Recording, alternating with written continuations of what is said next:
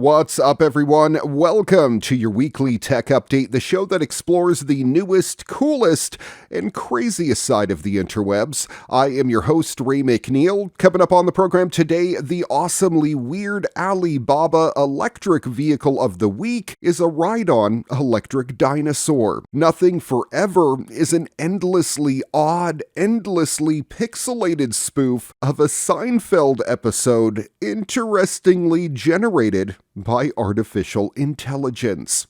Happening in this week's What The? I had to share it, made me giggle. It's a holdover ad from our Super Bowl episode where Sarah McLachlan accidentally showed up in the wrong commercial. And of course, we'll wrap up the program with this week's Moment of Joy. All that and a whole lot more coming up on today's edition of your weekly tech update. Next.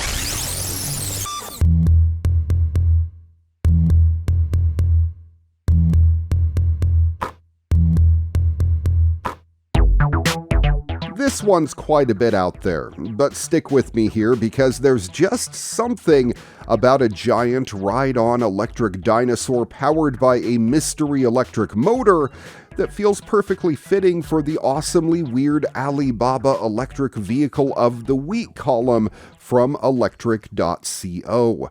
This, ladies and gentlemen, is perhaps one of the least useful yet most fun-looking Chinese EVs that I've seen yet. I can think of absolutely zero utility for this ride-on dinosaur, other than separating parents from their money at amusement parks. Not that there's anything wrong with that, it's a fine use indeed, and if there was ever a truly awesome parental money separator, this would probably be it. I'm not even a kid, and I want to beg someone to pay for me to ride this thing. There's a coin collector or a card swipe option, and then it's off to the dinosaur races. Of course, no one will be moving very fast on their Triceratops or Brontosaurus. The speed is rated at 50 meters per minute, which Google kindly informs me is around 1.8 miles per hour. Controls are mounted on the dinosaur itself, but there's also a remote control that an operator can use to take over driving responsibility. And if you're wondering just how complicated the controls could be, you might be surprised. There's more than just forward and reverse here. In addition to the standard dinosaur walking, there are also functions to open and close the mouth, blink the eyes, raise and lower the head, swing the tail, and engage the light effects. I don't remember any of the animals in Jurassic Park coming with their own Laser Floyd show, but perhaps they should in the future movies. Power comes from a 700-watt motor, nearly 1 whole horsepower, and is provided by a pair of rechargeable batteries. There's no word on what those batteries are, but I'm guessing it's more than a couple AA Duracells. The vendor says a single charge is good for 6 hours, which seems like a surprisingly long time. You'd be lucky to get half of that from an electric bicycle under continuous use. But again, a Triceratops is significantly larger than an e-bike, and I assume that means more room for batteries. One of the favorite features of the walking electric dinosaur, there's a sentence I never thought I'd say, is the 150 kilogram weight limit, meaning riders up to 330 pounds can ride this thing. That ain't no kid's toy. This is fun for the whole family.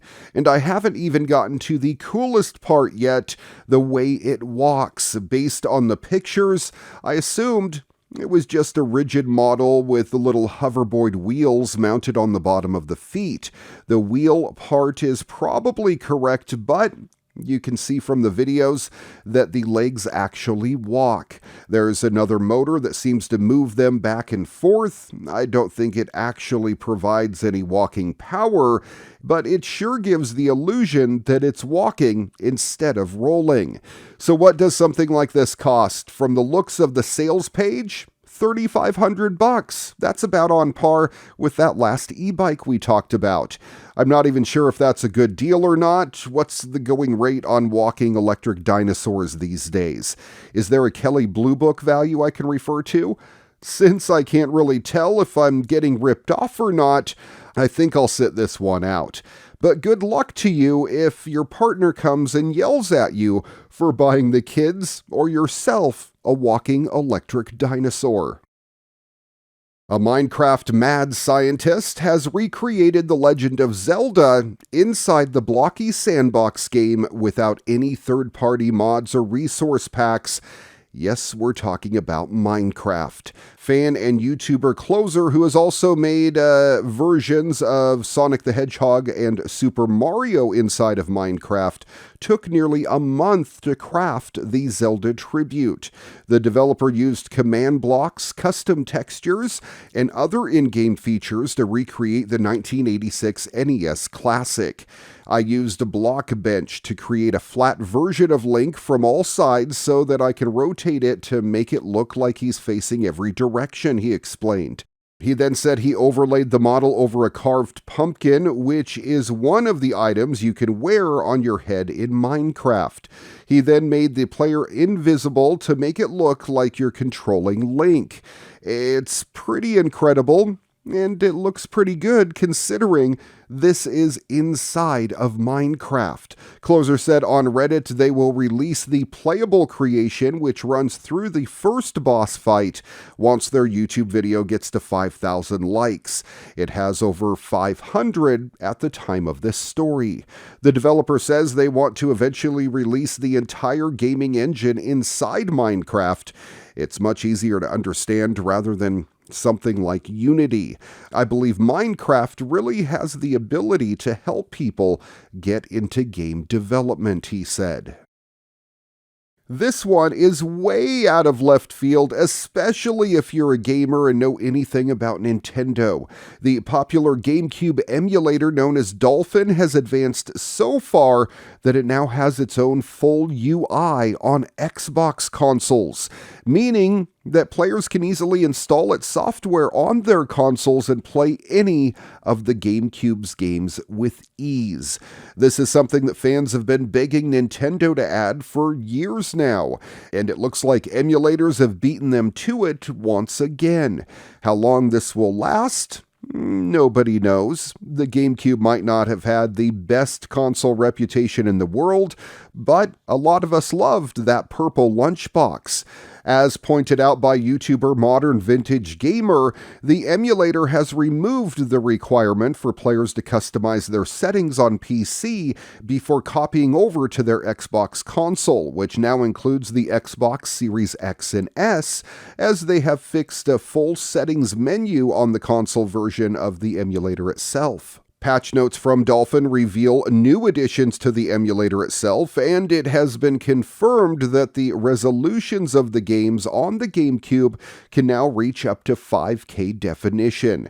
The emulator is pretty impressive, and it's indicative of Nintendo's stance on legacy games that they haven't done anything similar as of yet. Nintendo has just given us something in the way of retro gaming, with the recent Nintendo Direct confirming the Game Boy and Game Boy Advance games.